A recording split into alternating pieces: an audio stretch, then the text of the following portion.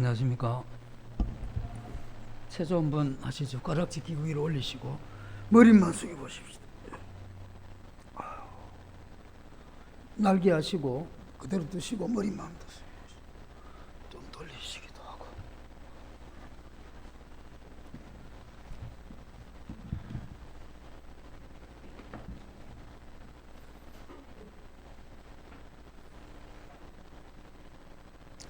마태복음 27장입니다. 신약 50페이지. 마태복음 27장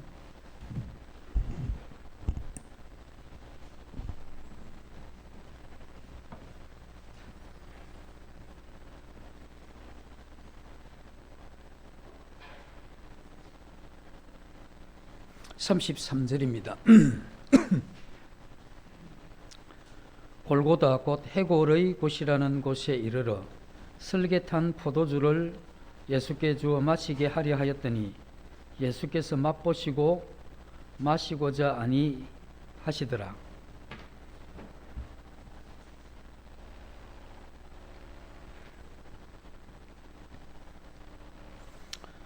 예수님께서 십자가에서 달리셨을 때 7마디의 말씀을 하셨는데 이 말씀은 5번째 말씀입니다. 5번째 말씀이 일어난 그 후의 일을 기록한 말씀을 보게 되는데 동일한 기록이 요한복음 19장에도 나와 있습니다. 요한복음 19장에서는 그 후 모든 일이 이루어지신 줄 아시고 성경을 응하게 하려 하사 내가 목마르다 이런 말씀을 하죠.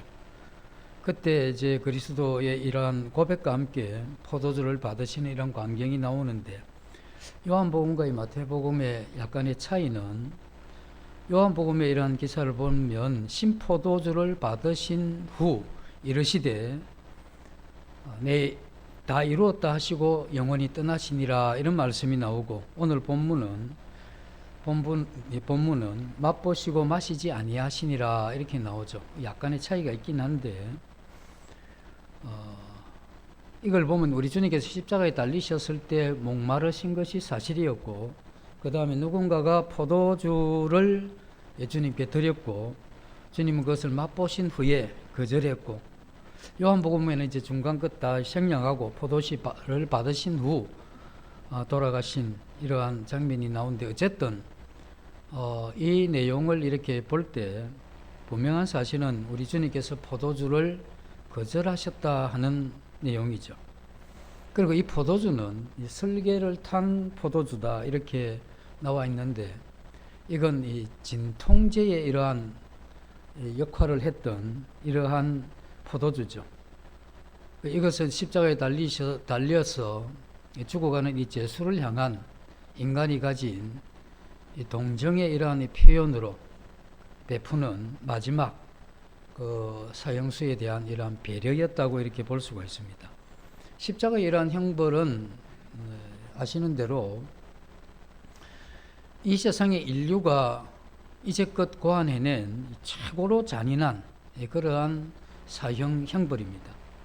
이 사람을 나무에 달아서 십자가에 이렇게 높이 들려서 그렇게 세워 놓으면 양쪽 손과 이 발에 못이 박히게 되죠. 그러면 이 자연적으로 이렇게 출혈이 나오게 되고 피를 많이 흘리게 되면 이 의학적으로는 굉장히 견디기 힘든 두통이 오고 그 다음에 심각한 목마름 이런 것들이 함께 오게 되는 이것이 이 목숨이 끝날 때까지 그게 하루든 3일이든 일주일이든 그 목숨이 끝날 때까지 그런 목마름과 고통이 있는 그러한 사형제도죠.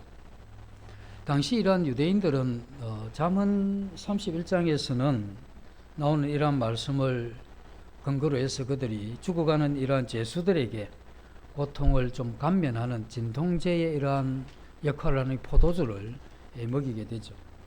그래서 잠언 31장 6절 7절에 보면 이렇게 나와 있습니다. 독주는 죽게 된 자들에게 포도주는 마음에 근심하는 자들에게 줄지어다. 마시고 자기의 빈궁한 것을 잊어버리고 자기의 고통을 기억하지 아니하리라 하는 이러한 말씀에 근거해서 이스라엘 백성들은 이 설계탄이란 포도주를 이렇게 주게 되는데 굉장히 쓰죠.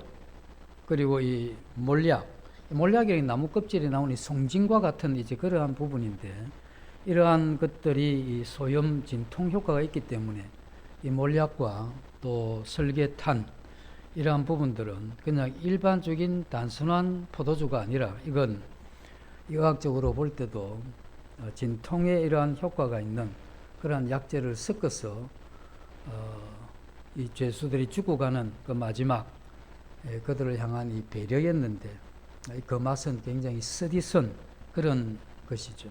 그래서 이것을 이 스펀지 같은 해융, 그 해융이라 하면 이제 바닷가에 바위 밑에 사는 모양이 그 스펀지 같이 생겼어요. 거기에 이제 동물인데 하도 안 움직이니까 식물이라고 하는데 그걸 말려놨다가 거기에 이 포도주를 적셔서 이 짝대기 단 다음에 죽어가는 죄수의 입에 이렇게 갖다 대죠. 우주님은 그것을 맛보시고 거절하시는 그러한 장면이 나오죠. 그래서 여기서 중요한 것은 주님이 그 포도주를 거절하셨다 하는 이 부분을 우리들이 살펴보기를 원하는 겁니다. 마시고자 아니하였더라 또는 거절하였더라. 주님도 익히 이 포도주 이것이 자신의 이런 고통을 경감시킬 것이라는 것을 알고 계셨지만 이걸 거절하셨다는 겁니다. 그 주님은 십자가에 못 박히시기 전에 이미 브라이드리온이라고 하는 왕궁 수비대에 이렇게 잡혀가서 채찍에 맞게 되죠. 그래서 피를 많이 흘리고 그 머리 위에는 가시관을 쓰셨기 때문에 자연적인 이러한 출혈이 굉장히 심했던 그렇기 때문에 우리 주님 자신도 한 몸을 가진 인간이기 때문에 자신이 그 목마름과 심한 이 두통에서는 벗어날 수 없는 그러한 분이셨죠. 그래서 주님은 이 인간의 몸을 입으셨기 때문에 어떤 사람은 그렇게 하나님의 아들이니까 뭐 그런 고통이 있겠나, 당연히 십자가를 져야 되지 이렇게 생각할 수 있는데 우리 성경을 보면 주님은 동일한 인간의 몸을 가지셨기 때문에 인간의 연약함을 다 가지고 계신 분이죠. 그래서 심한 이 피를 그리고 이 고통을 당하면서 십자가에 달리셨을 때는 다른 이러한 사람과 똑같이 심한 이러한 두통과 이 갈증 이러한 것들이 있었던 그러한 사람이죠. 그래서 우리 주님은 이러한 이 고통과 이러한 힘듦에서 조금이라도 그것을 경감시켜 줄 수 있는 진통제와 같은 그 포도주를 주님이 거절하셨다는 겁니다. 그래서 주님이 이 포도주를 거절하셨다고 하는 이게 어떤 의미가 있는지 이러한 부분을 우리가 이렇게 살펴보면 주님이 최후의 만찬 때 포도주에 대한 이 서약을 합니다. 그래서 마가복음 14장에 보면 25절에 그런 이야기가 나오죠.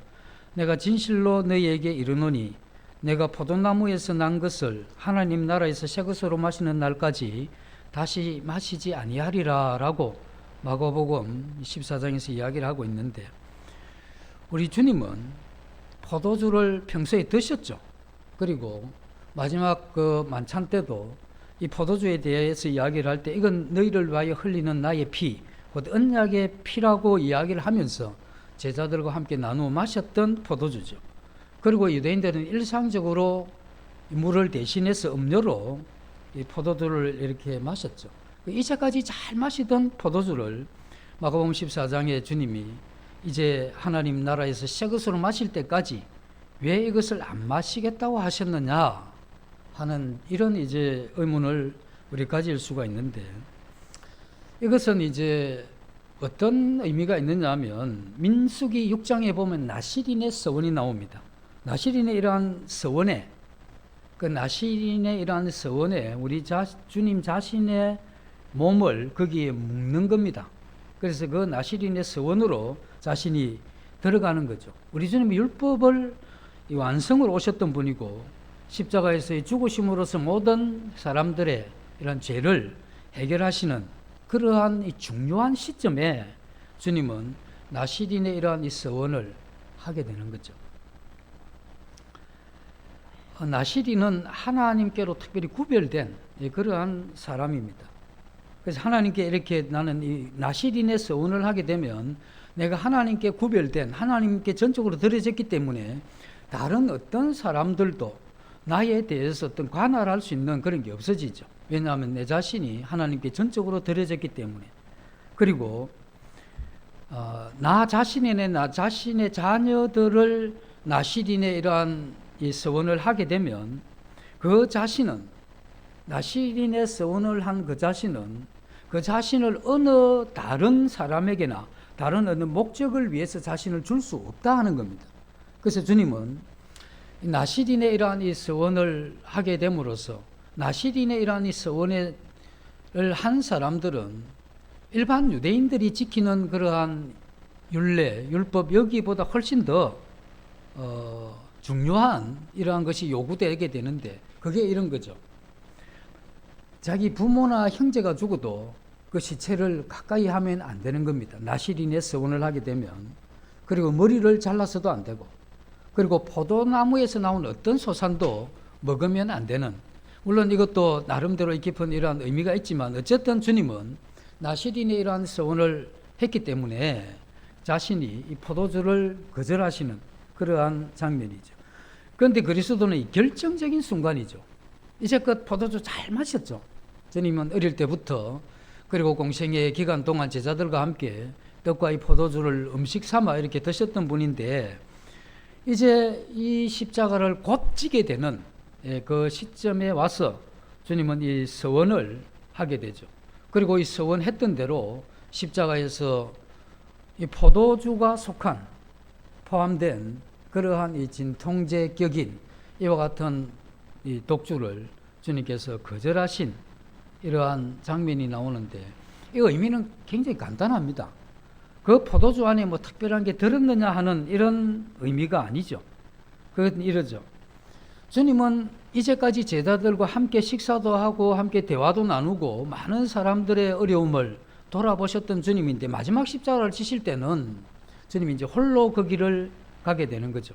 그래서 어떤 누구도 주님이 십자가를 지는데 도와줄 수 없는 그 자신이 이제 혼자만 가야 되는 그 길을 가게 되는데 만약에 인간적인 입장에서 우리 주님 자신의 몸이 자기 것이라고 한다고 하면 인간의 연약한 이러한 몸을 가진 한 사람으로 그와 같은 이 십자가를 지는 또 그것을 거절할 수 있는 어떤 그와 같은 일이 물론 없으시겠지만 인간의 이러한 입장에서 보면 그러한 이 가능성 이런 것들을 보게 되는데 주님은 임박한 이와 같은 시점에서 주님 자신은 어떤 다른 것을 위해서 그 자신이 이와 같은 이 길을 가는 이것을 자신도 막지 않고 누구도 막을 수 없는 그와 같은 이 작정을 주님께서 이 서원을 통해서 하신 거죠. 그 주님은 온전히 자신의 이러한 몸을 아버지 하나님이 뜻하신 대로 그 십자가에 전부 드리는 이 일에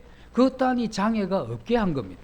그래서 완전히 주님은 전체로 그 자신의 몸을 오랫동안 창세기부터 해서 예언되어 왔던 그 희생 제물로 결정적인 이러한 이 순간에 그것을 전적으로 드리기로 작정한 그러한 내용을 우리가 여기서 생각을 해보게 되죠.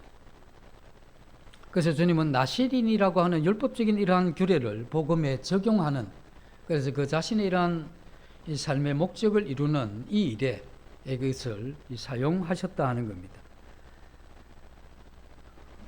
그래서 이 성경 구절을 보면 함께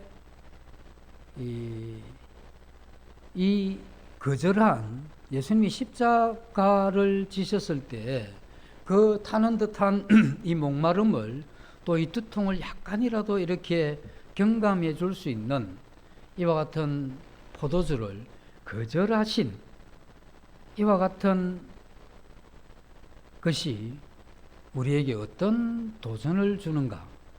그래서 우리 자신들은 이와 같은 예수님이 거절한 그 포도주를 보면서 우리가 어떠한 이 도전을 이 시대에 받을 수 있는가 하는 이게 오늘 제가 간단하게 드리고 싶은 그러한 내용입니다. 우리들 가운데 이제 수술을 해보셨거나 또는 뭐 감기나 몸살이나 이렇게 심한 두통을 앓았거나 또 어떻게 다치거나 이렇게 하게 되면 굉장히 아프죠. 그래서 그 병이 심각하면 심각할수록 이 고통이 크게 되는데, 이 고통이 클 때 우리는 진통제를 맞게 되죠. 그래서 이 진통제가 안 듣게 되면 우리는 마약 성분이 있는 진통제를 또 맞게 되는데, 그것도 안 듣게 되면 굉장히 힘들죠. 그래서 되게 아프다가 이 진통제를 맞게 되면 이 진통제를 발견케 하신 그 하나님 앞에 감사가 되고 하죠. 왜냐하면 그렇게 아팠는데 이 진통제를 맞거나 먹거나 하면 이와 같은 아픔에서 해결이 되니까 이게 얼마나 마음에 감사가 되겠습니까? 그래서 우리 육체의 이러한 부분도 이 진통이나 아픔이 있으면 이것에 대해서 해결이 되는데, 진통제를 통해서. 그런데 우리의 이러한 인생을 살아갈 때 우리 육체의 어떤 이러한 아픔과는 비교할 수 없는 우리 마음의 이 고통과 아픔이 우리가 이 땅에 살아가는 동안 그것은 계속해서 전개되는 그러한 일이죠. 내가 원하는 대로 뭔가 다 잘 되어져 가면 우리가 뭐하러 근심을 하고 걱정을 하겠습니까? 아무 염려 없이 정말 좋은 날, 셔틀같이 많은 날이 매일 좋은 날이라면 얼마나 좋겠습니까? 근데 이제 나이가 점점 이렇게 들어가시면 나이가 어릴 때일수록 좋은 날이 많은 것 같고, 나이가 점점 들어가면 좋은 날이 점점 적어지죠. 어릴 때는 소풍 가거나 명절이 있으면 좋잖아요. 기다리고. 나이가 들면 별론데 나이가 더 들면 귀찮죠. 저게 또 돌아오나 싶고. 그 좋은 명절도 귀찮아지는 판인데 우리에게 뭐 또 그렇게 좋은 게 있겠습니까? 그리고 젊었을 때는 미래에 대한 소망도 있고 희망도 있고 꿈을 이루어보자 하는 것도 있지만, 나이가 점점 들어가 40이 넘어서 인생이 좀 꺾이기 시작하면 이대로만 현상 유지만 해도 잘하는 게 아닌가, 뭐 이런 또 마음이 들고, 60, 70이 넘어가면 이거 제대로 걸어만 다녀도 좋지 않겠나. 그래서 좀 더 들면 죽는 날만 조용히 그렇게 갈 수 있으면 험한 이런 꼴 안 보고 가면 좋겠다. 이렇게 해서 점점 우리의 소망이 기가 막히게 현상 유지하는 이것도 힘들지 않겠나, 이렇게 되는 이러한 인생을 살아가는 우리의 이러한 마음이 어떻게 마음이 편안하고 안정되고 그렇게 좋을 수만 있겠습니까? 근데 우리가 마음대로 안 되는 게 현실이 맞기는 한데 이걸 인정하기도 힘들어요. 우리가 마음대로 안 되는 이 현실을 그냥 인정하고 받아들이면 좀 나은데, 이 현실을 인정하지 않고 외면한다고 해서, 그렇다고 해서 내 마음대로 또 인생이 이렇게 되느냐 했을 때 그것도 그렇게 안 되더라 하는 겁니다. 그리고 더더욱이 우리의 이런 교육에도 문제가 있는데, 우리가 어릴 때부터 교육을 받을 때 특히 그 마음에 관계된 이 심리적인 이러한 이 좋은 문구 이런 것들은 뭐 이런 거죠. 뭐 꿈은 이루어진다. 그러니까 잘 안 이루어집니다. 하면 된다. 안 되는 일이 훨씬 많죠. 이런 어떤 또 믿고 난 이후에는 어떻습니까? 할 수 있다. 예수님을 힘입어. 뭐 이렇게 해서 우리의 이 구호 자체가 다 된다, 할 수 있다, 이루어진다, 뭐 이런 거 굉장히 좋아하는데 살다 보면 그거 안 되죠. 그 믿고 나서 그게 안 되면 하나님이 능력이 떨어졌나, 그렇지 않나, 내 믿음이 시원치 않나, 이런 생각이 들 정도로. 그래서 우리는 이제껏 계속해서 배워오고 머리에 그렇게 박혀 있는 할 수 있다, 된다, 이루어진다, 그거 잘 안 되죠. 그러다 보니까 우리 마음 가운데 어려움이 생기죠.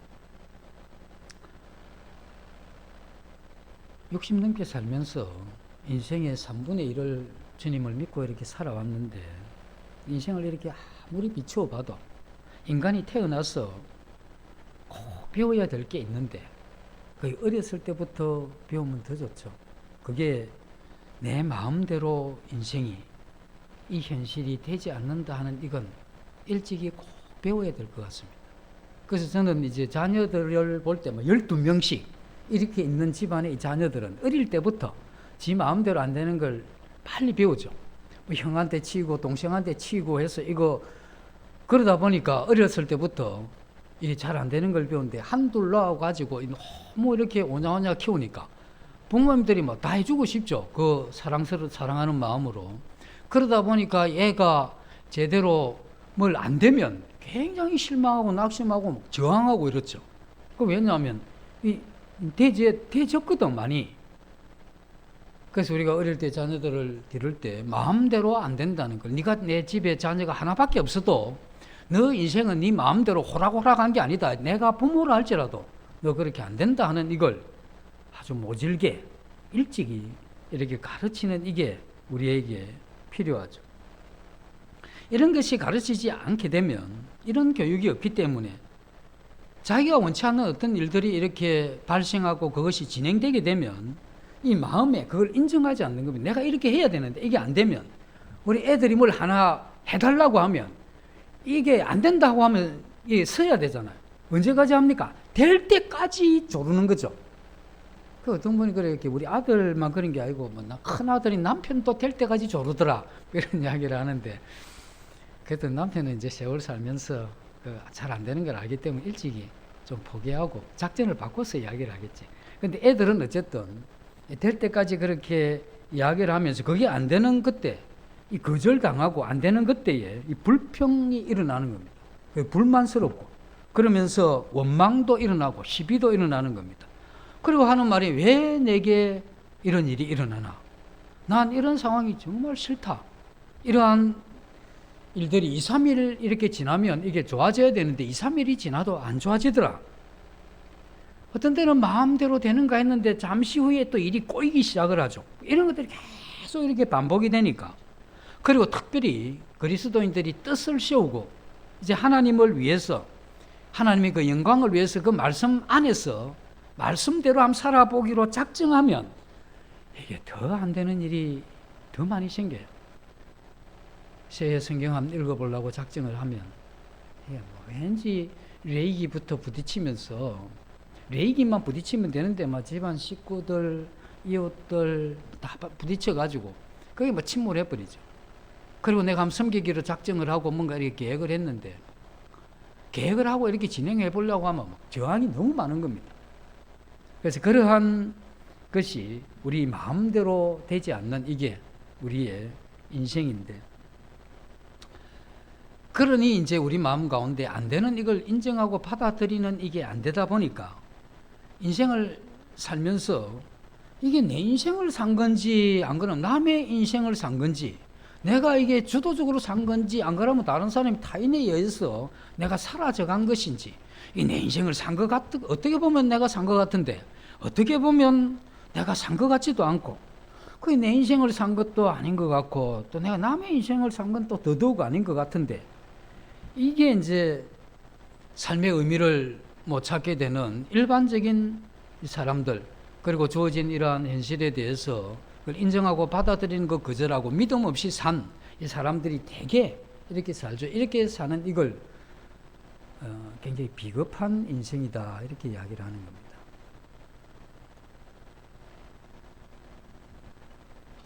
그래서 우리는 우리에게 주어진 이러한 현실을 그냥 그 현실을 딱 쳐다보고 그게 내게 주어진 현실이다 라고 이렇게 그대로 인정하고, 내 마음대로 되지 않는 게 현실인데 이 현실 속에서 내 마음대로 안 되니까 내 마음의 고통과 시련과 아픔을 겪게 되겠죠. 그래서 우리의 삶이 굉장히 파도치는 그 위에 조각배 하나 띄워난 것 같이 너무 불안하고 힘들고 어려운 그러한 상황이겠죠. 그러면서 그러한 상황을 내가 살아간다 할지라도 내 마음에, 내 인생에 내가 눈을 똑바로 뜨고 내 인생을 보니까 너무 힘든데, 이렇게 힘든 이러한 인생을 넘어선 이 고통이 내게 주는 이 아픔과 이 힘듦이 내게 주는 의미가 뭔가, 이걸 생각하는 게 신앙인이죠. 인생의 이러한 방황은 지난주 말씀드린 대로 기독교 신앙을 가지게 되는 그 순간에 우리의 이러한 인생의 방황이 끝나는 거고, 우리가 이 교회 안에서 생활하면서 신앙의 방황도 이렇게 끝나는 겁니다. 그러면 우리가 이 교회라고 하는 이것을 통해서 내 인생이 방황할 수 있는 이러한 부분을 어떻게 해결하는가 하는 이런 부분도 점점 배워서 그것을 우리 삶에 적용해서 더 이상 우리가 믿지 않는, 또 믿음 약한 그러한 상태에서 일어날 수 있는 그러한 잘못된 저항이나 불안감, 또 이 불평, 시비 이런 부분들에 대해서는 우리가 이 끝을 맺는 것이 필요하죠. 어떤 때는 내가 원하는 대로 일이 잘 풀릴 때도 있습니다. 그러면 우리 마음 가운데 정말 이런 것이 만족하다 이렇게 생각을 하지만, 우리가 생각하는 것은 내가 어려움이 오면 그 어려움을 그대로 내가 받아들이고, 내게 즐겁고 좋은 일이 오면 그것을 받아들이는 거죠. 그러나 우리가 여기에서 끝난다고 하면 신앙하는 사람과 하지 않는 사람은 뭔 차이가 있겠습니까? 우리는 내게 그 어려움과 그리고 내게 주어진 그 좋은 것 너머에 변함없는 항구적인 이러한 삶의 의미와 가치는 어떤 것인가 하고 찾아보는 것, 이것이 우리가 진정으로 한 인간이 이 땅에 인간으로 살아가는 이런 의미를 여기서 찾는 겁니다. 그래서 우리는 그걸 눈 감고 잊어버리고, 또 그걸 자꾸 외면하려고, 그리고 피하려고 그렇게 한다고 해서 이게 그렇게 되면 내가 산 것도 아니고 내가 다른 사람 삶을 살아주는 것도 아니고, 이게 내 인생도 아니고 다른 사람 인생도 아닌, 그걸 비겁한 인생이다 이래 이야기를 하는 거죠. 그래서 우리 그리스도인들은 자기 인생을 자기가 사는 겁니다. 그래서 그게 어떠한 상황이 오든 그건 내게 주어진 현실이기 때문에 눈 똑바로 뜨고 이러한 부분에 대해서 정면으로 쳐다보고, 힘들 건 힘든 거고 아픈 건 아픈 거고 좋은 건 좋은 거고 기쁜 건 기쁜 거죠. 그러나 그 너머에 이것을 통해서 하나님이 내게 주시는 그러한 삶의 의미가 뭔가 하는 이것에 대한 진지한 이 질문들을 통해서 우리 신앙인의 이러한 삶을 살아갈 수 있다 하는 겁니다. 우리가 살아간다고 하는 것과 존재하는 것과는 다릅니다. 내가 살아가는 것과 살아있는 것, 이건 같은 동의어가 아닙니다. 삶이라고 하는 것은 살아있는 상태를 의미하기도 하지만, 그러나 이게 우리가 신앙 안에서 살아있다는 그걸만 하면 생존한다는 거죠. 그러나 그게 삶을 영위하는 것과는 차이가 있다는 겁니다. 그래서 우리의 이러한 이 삶이 정말 내가 사는 삶에 내 자신이 주체가 되기 위해서는 내 삶을 내 자신 능동적으로 살아가야 되는 겁니다. 오늘 내가 하루를 살아가는데 숨쉬고 먹고 자고 또 생각하고 또 고뇌하기도 하고 울고 웃기도 하고 감사하기도 하고 때로는 투쟁하기도 하고 때로는 하나님을 찬양하기도 하면서 내 인생의 이러한 의미를 구현해가는 것, 이와 같은 삶과 그냥 식물 인간으로 이렇게 누워있는 이것께 어떻게 그 두 가지가 똑같을 수가 있겠습니까? 그래서 우리는 우리의 인생이 마음대로 되어지는 그러한 일이 많이 없습니다. 그래서 우리 인생의 선배들이 뭐라고 이야기하느냐 하면, 한 그리스도인의 참된 이러한 중요한 의무 중에 하나는 현실을 그대로 받아들이고 인내하는 거다 이야기를 하죠. 그래서 현실을 그대로 받아들이는 것은 굉장히 고통스러울 때가 많습니다. 그리고 뭔가 이렇게 지성을 가진 인간이 한 인간으로서 이러한 삶의 의미를 생각해 들어갈수록 그 사람은 이 인생을 바라보는 게 굉장히 고통스러울 수가 있습니다. 그럴 수가 있죠. 그걸 잊어버리고 어디 적당한 데 다른 데 미친 듯이 중독되어서 이렇게 살아가게 되면 그런 데서 많이 빠져나오죠. 하다못해서 일에라도 중독이 되면 이러한 한 인간의 실존에 대한 이러한 의문과 그것에 대한 이런 생각이 적어지죠. 그러나 이러한 것을 생각하기 시작하게 되면 그걸 받아들인다고 하는 이게 너무 힘들 수 있다는 겁니다. 그리고 그러한 삶을 계속해서 진행된다고 했을 때 그 삶을 인내하고 간다는 이게 너무 힘든 겁니다. 그래서 우리가 하나님을 모르면 자기를 몰라야 되고, 우리가 하나님을 알고 자기를 알 때는 믿음과 함께 이걸 알아가는 이게 안전하죠. 그래서 우리는 우리 현실을 인정하고 인내하는 그 현실을 받아들이고 참고 가는 것, 이게 우리의 인생에 있어서 하나님의 주권을 인정하는 겁니다. 그래서 하나님께서 내게 그와 같은 일을 보이셨다는 거죠. 이와 같은 현실에 대해서 피하고 싶고 이와 같은 현실을 거절하고 싶고 외면하고 싶은 이 극단적인 행동이 자기의 이러한 삶을 자기가 스스로 끊는 걸 이야기를 하죠. 어떤 사람은 그러한 사람을 향해서 구원받지 못했다, 또 구원 못 받았다는 이러한 이 증거다라고 이렇게 이야기를 하지만 그것에는 동의할 수가 없는 부분이 많습니다. 동의가 안 되는 부분이죠. 오늘날 같이 문명화되고 산업화된 이러한 사회 속에서 수많은 이 정신적인 이러한 질병이 있습니다. 그리고 신경 전달 물질의 이러한 이상 분비 때문에 일어나는 많은 어려움이 우리 생애에 있게 되죠. 그래서 우리는 그러한 사람에 대해서도 긍휼이 없는 이러한 해석은 우리가 받아들일 수 없다는 겁니다. 왜냐하면 정말 힘들면 그런 생각이 듭니다. 이러다가 내가 미칠 것 같다 하는 이런 생각이 들죠.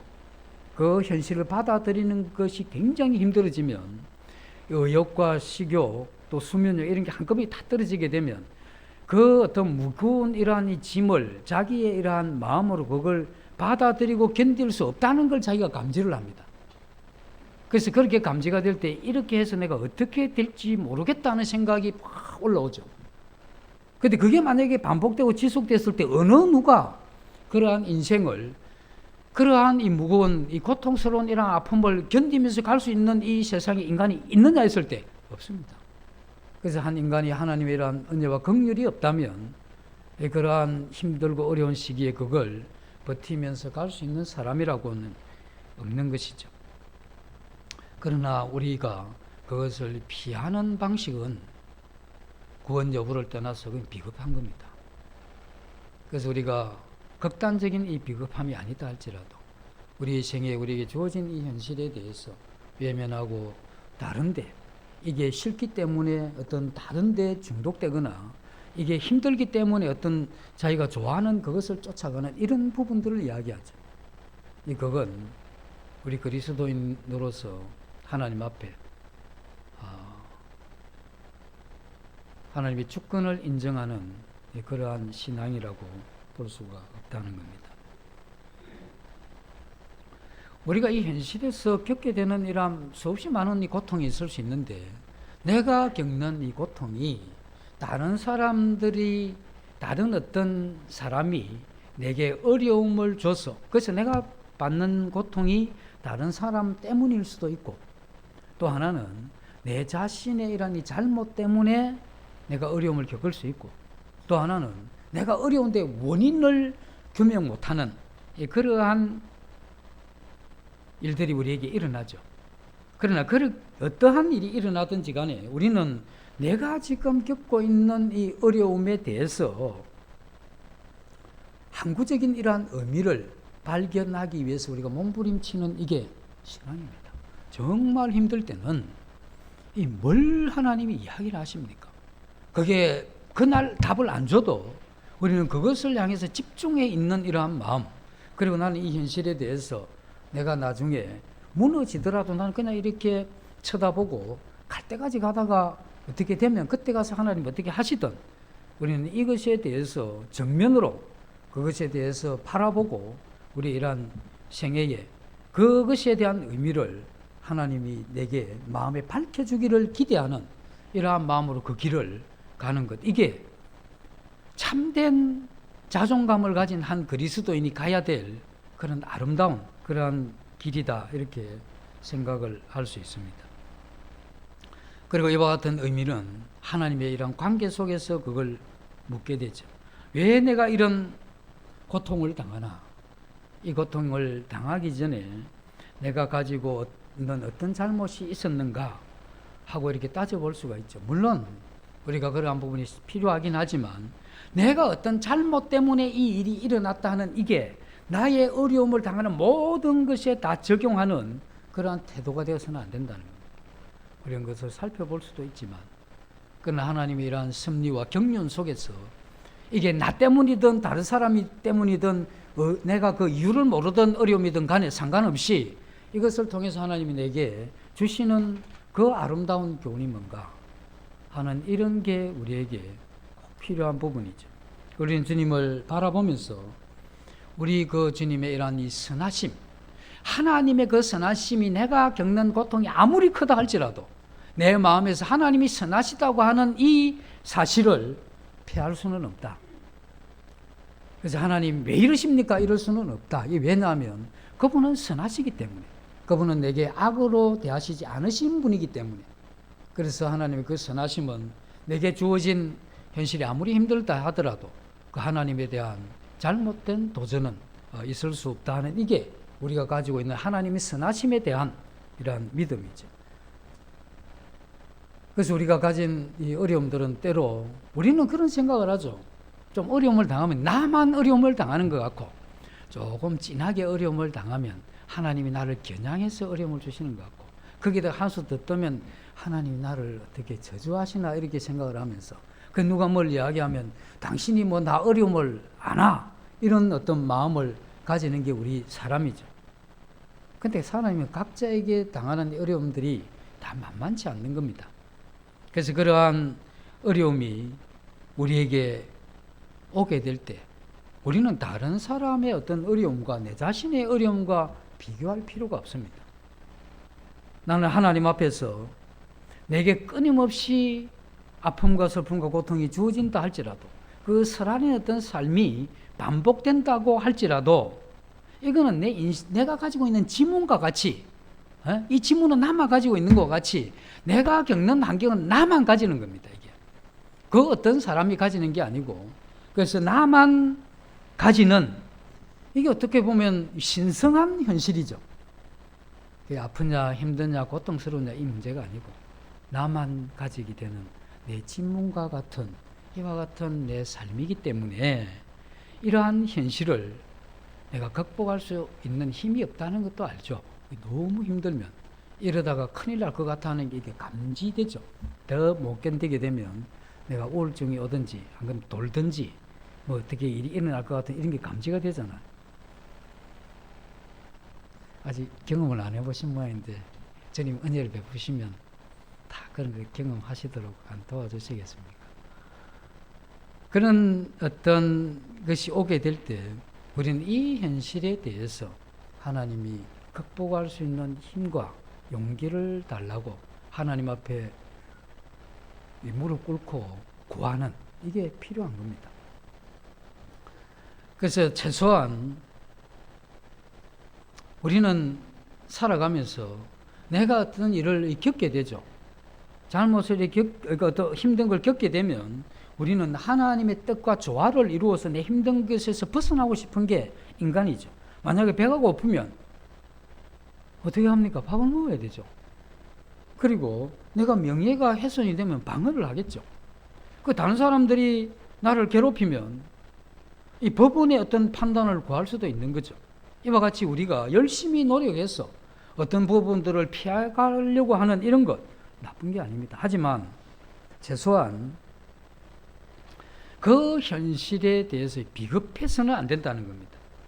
그 현실은 내가 할 수 있는 하나님의 뜻 안에서 피해갈 수도 있지만, 그게 되든 안 되든 우리는 그것에 대해서 직면하고 그것을 받아들이고, 그리고 스스로 이것에 대해서 하나님 앞에 의미를 찾는 이러한 삶을 사는, 이게 그리스도인의 이러한 본분에서 벗어나지 않는 그러한 삶이라고 하는 겁니다.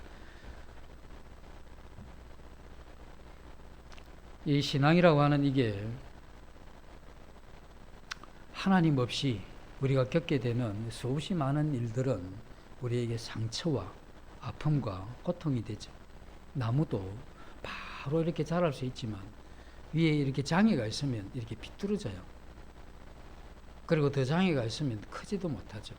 우리의 이러한 인생이 그와 같이 힘들고 어려울 때 우리의 마음도 그 장애를 올바르게 극복하지 못하면 마음의 장애가 생깁니다. 마음의 장애가 있게 되면 이 신앙을 똑바로 하는 게 힘듭니다. 그래서 어떠한 일이 내게 주어졌다 할지라도 그게 사람 때문이든 환경 때문이든 나 자신 때문이든 상관없이 그게 주어진다 할지라도 내 영혼이 하나님 앞에 굽어지는 이걸 스스로 그걸 허용해서 안 되는 겁니다. 그렇게 만들어서는 안 되게 되죠. 그렇게 되면 하나님이 그를 통해서 이루시고자 하고 또 하나님이 그에게 주어진 이 사명, 이걸 그를 통해서 이룰 수 없는, 그렇게 되면 나는 이 땅에 태어나서 하나님이 내게 기대한 이러한 삶은 멀리 가버리기 때문에 그건 우리의 인생이 내 삶도 아니고 다른 삶도 아닌 그러한 생애가 이루어질 수밖에 없다는 겁니다. 그리고 또 우리가 하는 일이 잘 되어가고 승승장구할 때도 이러한 현실 속에서 나는 행복하고 좋다, 내게 정말 도움이 된다 하는 여기에서 멈추지 말고 그 이상의 해석을 할 수 있어야 되는 겁니다. 그래서 우리는 그 믿음을 가지기 전에는 그 이상의 해석이 없었던 사람입니다. 그냥 힘들면 힘든 대로, 좋으면 좋은 대로, 내 마음이 굽어지는 것 관심 없고 이렇게 살아왔지만 우리 신앙을 통해서 하나님의 이러한 관계를 회복했고 인생의 가장 큰 어떤 시련이 오고 사망의 이러한 음침한 골짜기가 내게 온다고 해도, 그리고 내 이러한 현실이 전혀 내 마음에 들지 않는 그러한 현실이 우리에게 온다 할지라도 그러한 현실을 통해서 나는 시간과 공간 속에서 내가 하루를 살아가는데 그 시간과 공간 속에서 내게 주어진 진문과 같은 내 이러한 삶의 현실을 통해서 우리는 하나님의 그 찬란한 속성을 여기서 배우는 거예요. 우리는 그 하나님을 배우면, 그 하나님의 속성이 마음에 깨달아지면 환난에 경한 것이 지극히 중한 영광에 비교할 수 없는, 그래서 내가 겪었던 힘든 그러한 것이 도리어 하나님 앞에 그게 그거보다 훨씬 큰 걸 우리가 경험하고 발견하게 될 그때에 우리의 삶에 하나님을 향한 그러한 감사와 찬양이 마음에서 일어나게 되죠. 그러기 위해서는 우리가 하나님에 대한 믿음이 필요하죠. 하나님 그분은 선하신 분이시다고 하는 이와 같은 믿음. 그래서 내가 살아가는 삶이 애이는 듯 힘들고 뼈를 깎는 듯 고통스럽다 할지라도 하나님이 살아계시고, 그리고 그 하나님은 선하신 분이고, 그 하나님은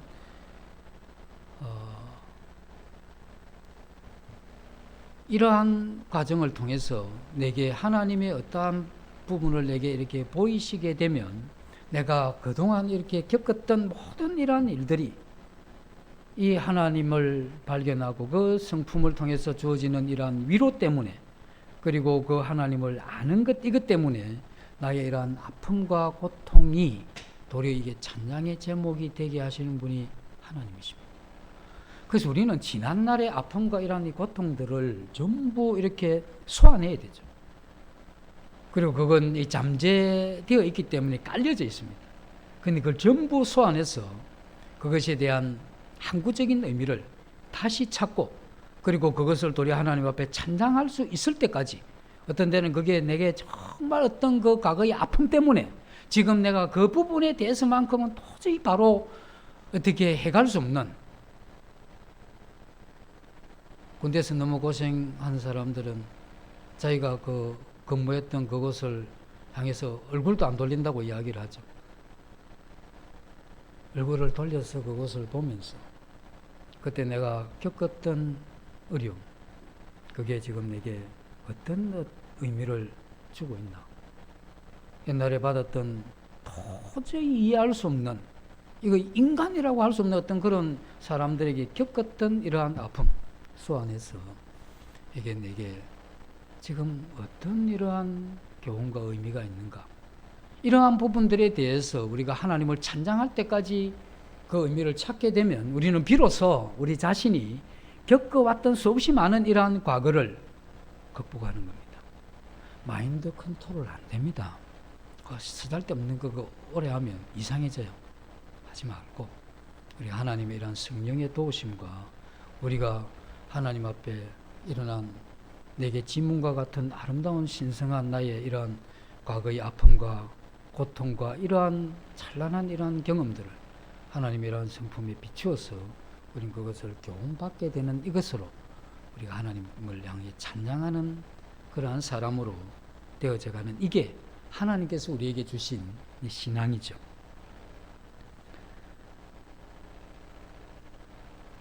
그래서 우리가 살아가는 모든 이러한 이 삶의 상황은 우리가 하나님 뒤에서 할 수 없는 거고, 또 하나님 모르게 숨길 수도 없는 거고, 내가 하는 모든 일에 대해서 하나님이 무관심한 일 자체가 전혀 없죠. 이걸 우리도 인정해야 되는 거죠. 그렇게 하게 될 때 나는 이 현실을 직면하지만 이 현실을 직면하는 분이 한 분 더 계시니, 그분이 우리가 사랑하는, 또 우리를 지극히 사랑하는 그 하나님이 이 현실을 함께 직면하고 있다 하는 겁니다. 그래서 우리의 남은 날들이 계속해서 봄날같이 좋을 것이라고 생각해서는 안 되죠. 그리고 우리 봄날같이 좋아질 것이다 하는 그것을 가지고 내가 오늘을 살아간다, 이것도 거의 불가능한 겁니다. 그렇기 때문에 우리 많은 그리스도인들이 자기의 삶을 사는 것도 아니고 다른 사람의 삶을 살아가는 것도 아닌 그냥 생존에 있는 거죠. 그리스도인이라고 이름을 목에 걸고 그냥 생존에 있는 겁니다. 그건 우리 신앙생활 하는 게 아니죠. 그냥 살아가는 겁니다. 그래서 인간의 이러한 참된 가치는 무엇이냐 했을 때 그 삶에 대한 의미를 물을 수 있는 이게 인간의 참된 가치입니다. 그리고 그리스도인들은 하나님 안에서 이 가치를 묻는 이게 정말 그리스도인이죠. 그리고 이 세상 사람들은 자기의 삶의 의미를 계속 물으면 이 세상 못 살아갑니다. 그러나 우리 그리스도인들은 이걸 묻지 않으면 우리의 이러한 이 신앙을 내가 사는 것 같이 살 수가 없는 그러한 사람이 되죠. 우리는 우리의 이러한 현실을 하나님 앞에 묻게 되면 뭘 보게 되느냐 하면 이 현실을 살아갈 수 있는 능력이 내게 없다 하는 걸 정확하게 보게 되죠. 그리고 이 현실을 대면할 수 있는 용기도 없습니다. 피하고 싶죠. 너무 힘들면 피하고 싶잖아요. 그래서 그러한 부분들이 현저하게 부족하다 하는 이걸 알기 때문에 그때서 우리는 기도하고 싶어서 합니까? 안 하면 안 되니까 하는 게 기도 그거 아니겠습니까? 기도합시다 한다고 기도 됩니까? 해야 된다는 지문이 있는데 기도한다고 앉았다가 좀 하면 2, 3분, 5분, 10분 지나면 뭐 졸고 있잖아요. 기도하다가 자는 날이 허다하고. 근데 기도할 수밖에 없으면 기도하는 거예요.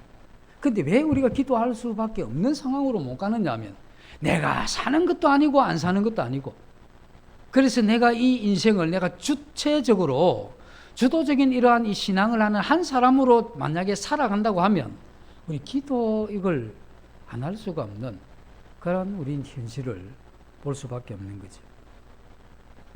우리는 우리의 이러한 인생이 행복해지기를 위해서 기도하는 게 필요하죠. 그래서 그 참된 행복이 내가 원하는 대로 되어지는 것, 할 수 있다, 되어진다, 이루어진다 하는 그런 형태로 우리의 인생을 볼 수는 없는 거죠. 그래서 우리가 인정하는 건 내 마음대로 되지 않고 내가 이러한 겪게 되는 이러한 현실은 너무 힘들 수가 있다. 그러나 하나님께서 내가 원하는 대로 되지 않는다 할지라도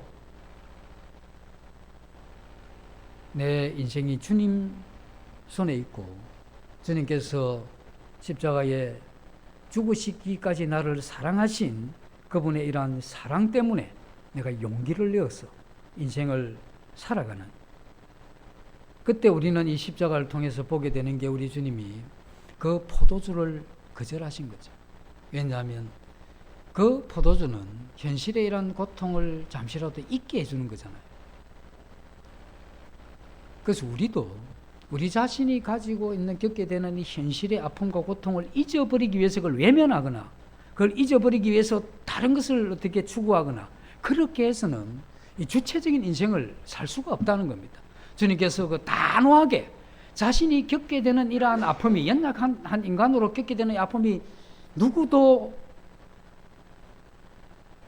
감당하기 힘든 그러한 이 십자가, 주님은 이러한 육체의 이러한 이 고통과 아울러 죄 없으신 그 하나님의 아들 그분이 아버지와 이러한 관계가 잠시나마 자신 모든 세상의 죄를 짊어졌기 때문에 아버지마저 그를 거절하고 단절한 이와 같은 것의 영적인 이러한 예민한 감각마저도 여기에서 거절당하는 이 아픔을 주님이 그대로 보겠다는 거죠. 그리고 그걸 받아들이는 거죠.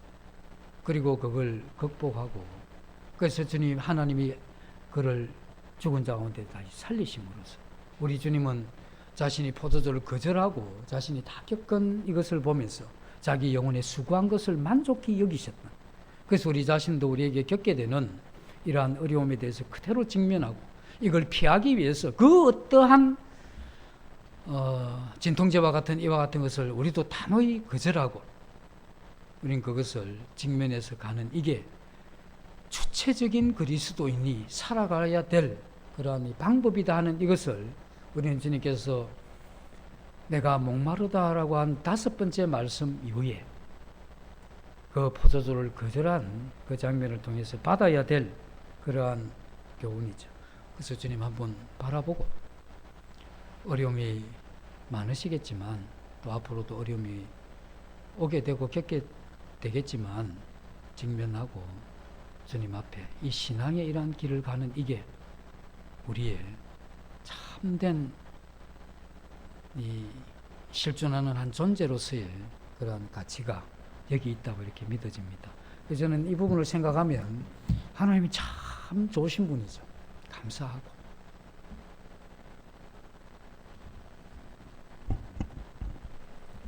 잠시 기도하고 마치도록 하겠습니다.